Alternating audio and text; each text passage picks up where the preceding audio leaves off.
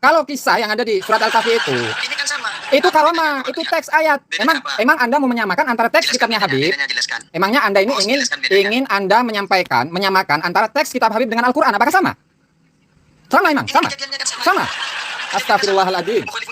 Bukan masalah mukhalifun syariah. Ini cuma mau menentukan apakah ini karomah atau khurafat. Simple. Ini karomah apa khurafat? Selesai kan? Kalau karomah jelaskan itu karomah. Kalau khurafat katakan itu khurafat.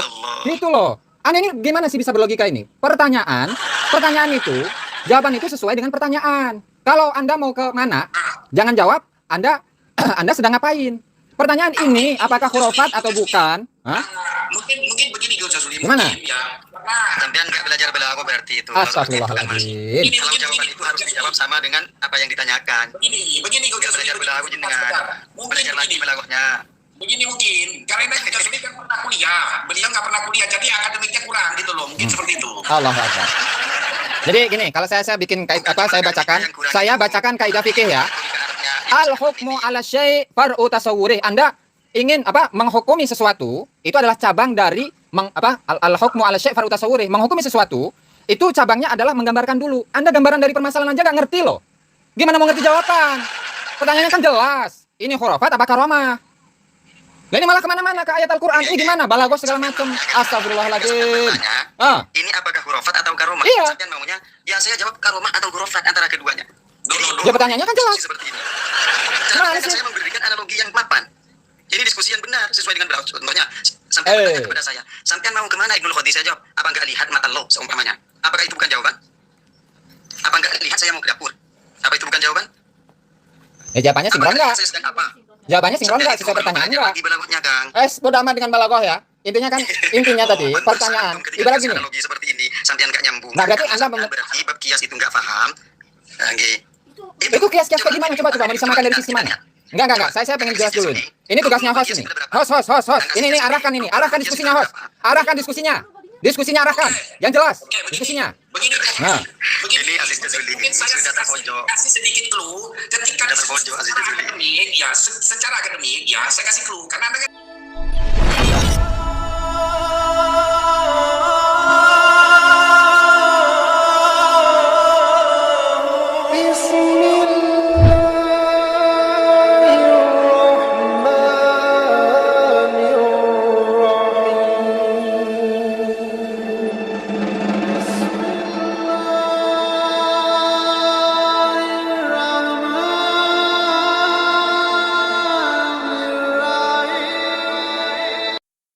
Assalamualaikum warahmatullahi wabarakatuh. Bismillah, alhamdulillah, wa la hawla wa la quwata illa billah.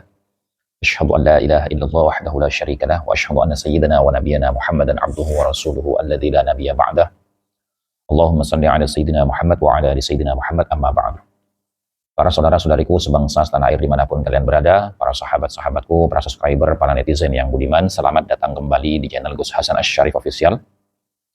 Semoga kita selalu dalam keadaan sehat jasmani dan rohani kita, dimudahkan segala urusan kita, dilancarkan rezeki kita, dan diberkahi hidup kita fid dini wa dunya wal akhirah. Amin Allahumma amin. Pada kesempatan video kali ini, teman-temanku sekalian, kami ingin menanggapi tentang perdebatan antara Gus Aziz Jazuli dan Ibnu Khodi di komal TikTok daripada Kiai Anjas 2, yang mana tema pembahasannya adalah salah satu cerita yang termaktub di dalam kitab Kunuzus Sa'adah Al-Abadiyah yang menyebutkan bahwasanya ada seorang Habib yang dianggap sebagai wali itu memiliki karomah, yaitu karomahnya adalah dia bisa mengeluarkan syahwat zina dari para wanita yang dia temui di setiap dia berjalan kemanapun dengan cara meremas-remas puting susunya atau mencubit-cubit puting susunya. Nah, pertanyaannya dari cerita ini adalah, apakah ini bisa dikatakan karomah atau justru malah ini disebut dengan khurafat? Nah, di situ sangat jelas sekali. Setelah Gus Aziz Jazuli itu membacakan ibaratnya di dalam kitab Kunuzus Sa'adah Al-Abadiyah yang menceritakan hal tersebut, lalu dipertanyakan kepada Ibnu Khodi, apakah hal seperti ini layak disebut sebagai karomah atau layak disebut khurafat? Nah, yang lucunya di sini teman-teman ya, Ibnu Khodi ini tidak menjawab apa yang dipertanyakan oleh Gus Aziz Jazuli. Akan tetapi, dia terkesan itu mengalihkan fokus pembahasan pada tema antara karomah dengan khurafat dengan cara menganalogikan terhadap perilaku Nabiullah Khidir alaihi salam di hadapan Nabi Musa, yang mana Nabi Khidir itu merusak harta benda orang lain, kemudian membunuh anak kecil yang belum baligh, kemudian membantu merenovasi rumah di perkampungan yang tidak menyambut kedatangan Nabi Khidir dan Nabi Musa. Nah, di sini ketika dikembalikan lagi fokus diskusi terhadap tema yang diangkat, Ibnu Khodi ini tetap menolak untuk memberikan jawaban singkat, padat, dan jelas apakah itu disebut karomah atau khurafat. Alih-alih dia menjawab apa pertanyaan daripada Gus Aziz Jazuli yang kemudian ditengahi oleh moderatornya yaitu Kiai Anjas II, dia malah lari ke ilmu balaghah, kemudian terhadap kias dan lain sebagainya.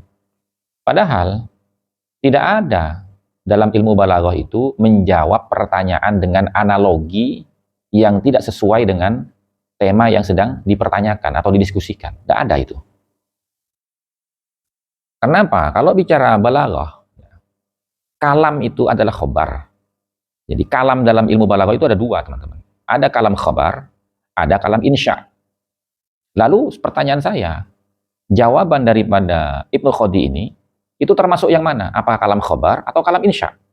Kalau kalam khobar, dalam ilmu balaghah itu harus jelas.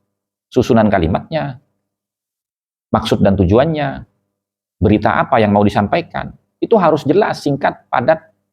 Itu kalau kalam khobar. Kalau kalam insya, ya tidak juga, karena kalam insya ini adalah berbentuk pernyataan yang menuntut sebuah jawaban gitu loh. Nah, kalam insya ini teman-teman, itu dibagi dua.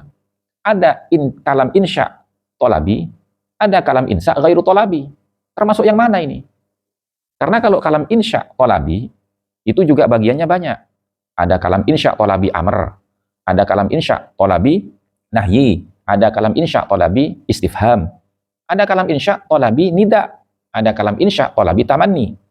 Yang kedua, kalam insya ghairu tolabi itu cuma satu, yaitu qasam, yaitu kalam sumpah.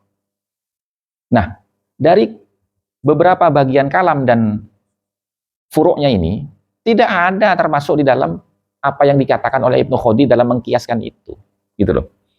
Dan mohon maaf teman-teman, ya, kias itu harus setara teman-teman. Nah, itu namanya kias ma'al farik gitu loh. Kenapa dikatakan kias ma'al farik? Ya, menganalogikan sesuatu terhadap contoh kasus yang berbeda. Nah, kenapa saya katakan kias ma'al farik? Karena contoh kasusnya berbeda. Ini terjadi kepada pribadi seseorang yang bukan nabi dan rasul. Nah, sementara yang dianalogikan itu adalah nabi dan rasul. Itu yang pertama. Yang kedua, yang dilakukan oleh yang bukan nabi ini itu melanggar aturan syariat, yaitu menyentuh puting payudara wanita yang bukan mahramnya. Sementara yang dijadikan analogi untuk membenarkan perilaku ini adalah perilaku seorang nabi yang tidak bisa dikatakan melanggar syariat. Melanggar syariatnya siapa? Karena Nabiullah Khidir alaihissalam ini syariatnya berbeda dengan Nabi Muhammad SAW. Begitu juga Nabi Musa, syariatnya itu bukan hanya berbeda dengan Nabi Khidir, tapi juga berbeda dengan Nabi Muhammad SAW. Karena masing-masing nabi itu memiliki syariat yang berbeda, walaupun pada pokoknya itu sama. Begitu teman-teman. Kalau kita kembali kepada pelajaran tauhid dasar ya teman-teman. Gitu. Nah kemudian begini teman-teman ya, pada intinya Ibnu Khodi ini tidak bisa menjawab apakah itu karomah, apakah itu khurafat. Kenapa tidak bisa menjawab? Ya wallahu a'lam, apakah dia tidak tahu atau dia tahu hanya saja tidak mau menjawab pertanyaan tersebut dengan mengalihkan pokok pembahasan agar supaya tidak terlihat dia itu menyetujui apa yang diyakini oleh kita semua bahwasanya itu bukan karomah tapi khurafat. Bagi saya itu jelas khurafat, teman-teman. Kenapa dikatakan khurafat? Begini, kita kalau belajar ya akidah Ahlus Sunnah wal Jamaah dari semua kitab-kitab karya para ulama, Ahlus Sunnah wal Jamaah itu semuanya mengatakan demikian, teman-teman ya. Yushtaratul ulama li sihhatil karamah. Ya, para ulama itu mensyaratkan agar supaya kejadian-kejadian tersebut boleh dikatakan karomah, sah dikatakan karomah, benar dikatakan karomah. Syaratnya itu apa? Yang pertama, antakuna minallah la minasyaiton. Kejadian itu datangnya dari Allah, bukan dari setan. Nah, untuk membedakan ini datangnya dari Allah atau dari setan, bagaimana? Ya jelas, kalau Nabi Khidir dan Nabi Musa, kejadiannya itu memang betul-betul dari Allah. Karena apa? Ada nas Al-Quran, jelas. Selain nas Al-Quran, memang beliau ini seorang Nabi dan Rasul. Nabi dan Rasul itu, wala yantiku anil hawa in huwa illa wahyun yuha. Seorang Nabi itu tidak akan berbicara, tidak akan berbuat, kecuali berdasarkan wahyu yang diturunkan oleh Allah kepadanya. Nah, sementara cerita di dalam Kunuz Sa'adah ini, yang memelintir puting susu payudara wanita ini, itu siapa yang menyuruh? Syariat pun melarang itu. Maka jelas, karena itu maksiat, maka maksiat itu datangnya dari syaitan, kan begitu. Nah, kemudian yang kedua, wa antaqa'a min waliyin mu'minin taqiyin. Dan karomah itu harus datang dari seorang wali yang beriman dan bertakwa. Itu loh, teman-teman. La yadda'il wilayah, yang tidak mengaku-ngaku sebagai bagian dari seorang wali. Wala tukhalifu syar'i, dan tidak menyelisihi syariat, teman-teman.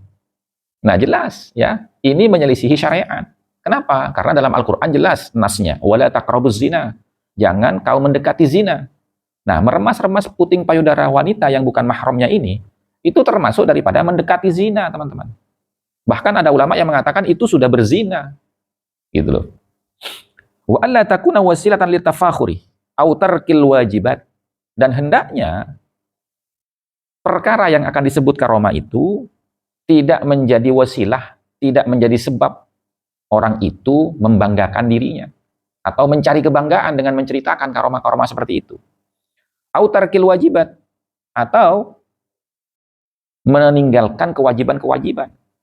Nah, kewajiban-kewajiban kita sebagai umat Islam ini apa? Dalam konteks ini adalah wala taqrabuz zina, jangan sekali-kali kau dekati zina. Nah, mendekat saja tidak boleh, apalagi sampai melakukan, teman-teman. Ya kan, berarti karomahnya ini sudah tarkul wajibat. Kewajiban apa yang ditinggalkan? Kewajiban untuk menjauhi larangan Allah Subhanahu wa taala. Maka dari sini jelas itu bukan karomah, teman-teman ya. Intinya karomah itu tidak akan melanggar ketetapan nas-nas Al-Qur'an dan hadis-hadisnya Kanjeng Nabi yang sahih. Begitu. Itu rangkuman dari semua pernyataan para ulama Ahlus Sunnah wal Jamaah ketika membicarakan tentang syarat suatu kejadian itu bisa dianggap sebagai karomah. Demikian dari saya, mudah-mudahan bisa difahami dan mendatangkan kemaslahatan bagi kita semua umatnya Nabi Muhammad SAW. Akhirul kalam, wallahul muwafiq ila aqwamit thoriq, wal afu minkum, assalamualaikum warahmatullahi wabarakatuh.